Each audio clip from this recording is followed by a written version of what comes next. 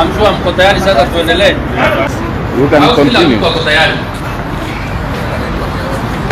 Kwa ndugu zangu hawa ni wabunge ambao ni members ama wanachama wa chama tawala cha Jubilee, na tulikuwa na mkutano kidogo yaweza kubadilishana maoni hapa na pale kuhusu chama chetu, na hatukuwa na ule mkutano ambao tulikuwa tunatarajia tungekuja kuwapea taarifa kamili ya majadiliano katika mkutano, lakini kwa ile heshima tulio nao kwenu, kwa vile tunajua mko na majukumu ya kuweza kufikisha habari kwa wafuasi wetu,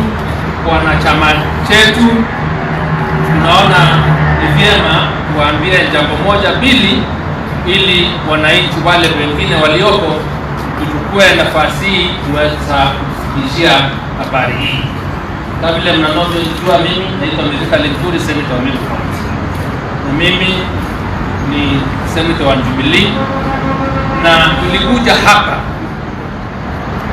na nataka msikie vizuri, na kwanza niwaambie sababu nimeona wengine wenu ama katika mitandao yenu, redio zingine, TV zingine, ya kwamba kuna habari tayari tumeenesha huko ya kusema tumefanya mapinduzi katika chama hapa.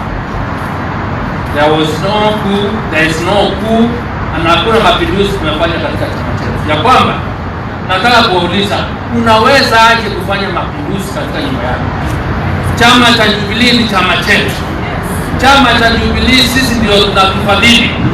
Kwa hivyo nataka kuwaomba ndugu zangu, at times don't use very sensational language or messages that can really create a lot of discomfort kwa wafuasi wetu. Kwa hivyo nataka kusema hakuna mapinduzi yamefanyika hapa. Chama chetu ni aweze kuelezea, alafu tunaweza kuelezea. Thank you very much, Linturi, members of the press. I'm sure you know we are in a constitutional moment because of the gender question, and therefore it is in order that we address it. Although we were not expecting to address the media, the entire team that is standing before you have to be membership by their own right. There may be one or two independent candidates, independent MPs, but even then they were affiliated and working with Jubilee as a party. After elections, Jubilee was given the mandate by the people of Kenya to lead this government. We therefore, as members of parliament, have a mandate to support the government legislative proposals.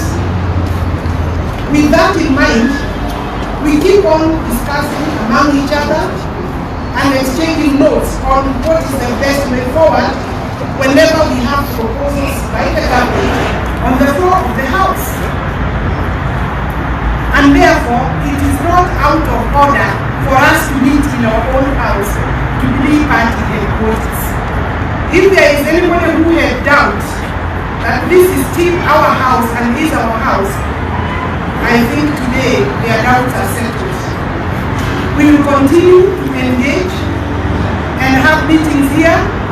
We have had lunch in this place, and we are happy, as stated by Linturi, that we actually met the Deputy President, who is also the Deputy Party leader.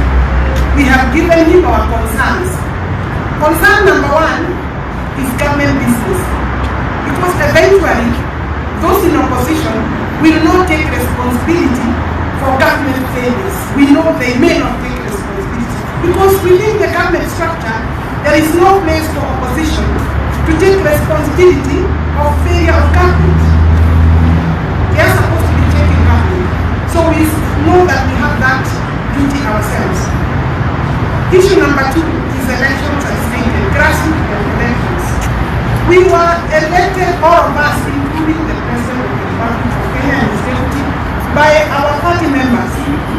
They want to start supporting the party knowing that they are bona fide members, and to be bona fide member, you also need to be the one giving the mandate of leadership of the party as members to those officials.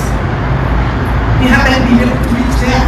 In fact, the registrar of political parties had given every political party by March this year, and we only surviving by reason of the master of COVID-19.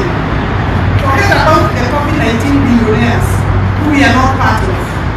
But we were given a window to prepare, and now it is time because we are opening back the economy. The government is agreeing that we open back the economy, so we want to go back to the grassroots. The last one is the dissolution of parliament. The advisory by CJ Maraka for purposes of dissolution of parliament, for failure by parliament to come up with the 2/3 gender bill.